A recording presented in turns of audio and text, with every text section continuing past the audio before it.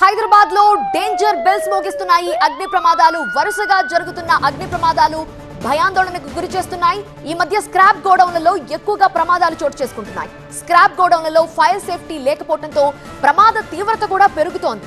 ఈ తెల్లవారుజామున జీడిమెట్ల పారిశ్రామిక వాడలో అగ్ని ప్రమాదం జరిగింది. మంటల్ని పూర్తిగా అదుపులోకి తీసుకురావడానికి సిబ్బంది చాలా శ్రమించాల్సి వచ్చింది. గంపల బస్తీలో ఎక్కువగా హాస్పిటల్స్ కి చెందిన బయో వేస్టేజ్ ఉంటోంది. మండే స్వభావం కలిగిన స్క్రాప్ తో ప్రమాద తీవ్రత పెరిగిందంటున్నారు.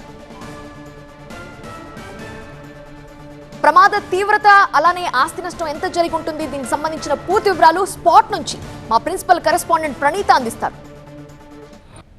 జీడిమెట్ల ప్రమాదంలో ఎక్కడైతే ఈ స్క్రాప్ గోడౌన్లో మంటలు చెరిగాయో ప్రజెంట్ ఆ ప్లేస్లో మనం ఉన్నాము. ఈ స్క్రాప్ గోడౌన్కి సంబంధించి మనం చూస్తే చాలా వరకు ఇదంతా కూడా పూర్తిగా బయో వేస్టేజ్ ఇది.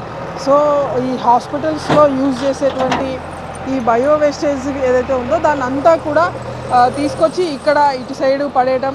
సో ఇక్కడ మనం చూడొచ్చు హాస్పిటల్స్లో యూజ్ చేసేటువంటి మెడిసిన్స్కి సంబంధించినటువంటి లేబుల్సే మనకి ఎక్కువగా కూడా ఇక్కడ కనిపిస్తున్నాయి. సో ఇట్లాంటి స్క్రాప్ గోడౌన్లో కంప్లీట్గా ఈ తరహాలో సీసాలు ఉంటాయి.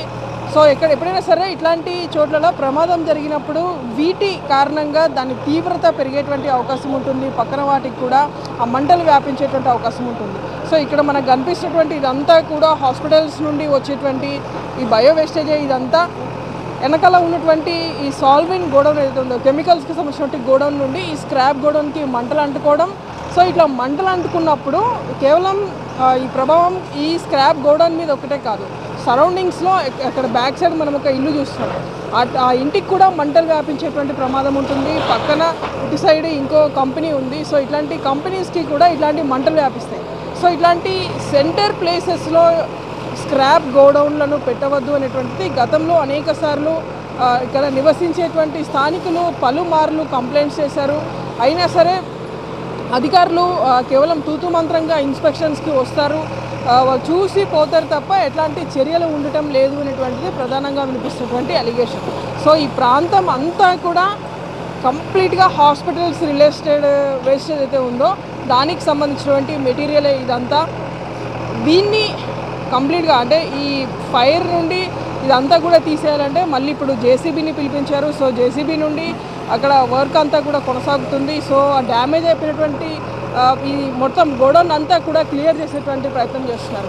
సో ఈ తరహాలో ఈ స్క్రాప్ గోడౌన్స్లోనే ఎక్కువ సంఖ్యలో ఇట్లాంటి ప్రమాదాలు జరుగుతుండడం, ఇట్లాంటివి జరిగినప్పుడు ఎక్కడా కూడా ఇట్లాంటి సేఫ్టీ మెజర్స్ ఇట్లాంటి గోడౌన్స్లో మనకి కనిపించవు. సో ఇట్లా మనకు కనిపిస్తున్నటువంటి ఈ మెటీరియల్ ఇదంతా కూడా పూర్తిగా హాస్పిటల్స్ నుండి వచ్చినటువంటి వేస్టేజ్ ఇదంతా. సో ఫర్దర్గా ఇట్లాంటి స్క్రాప్ గోడౌన్స్లో సైతం ఖచ్చితంగా ఫైర్ సేఫ్టీ మెజర్స్ ఉండాలి అనేటువంటిది ఫైర్ అధికారులు చెప్తూ ఉన్నారు.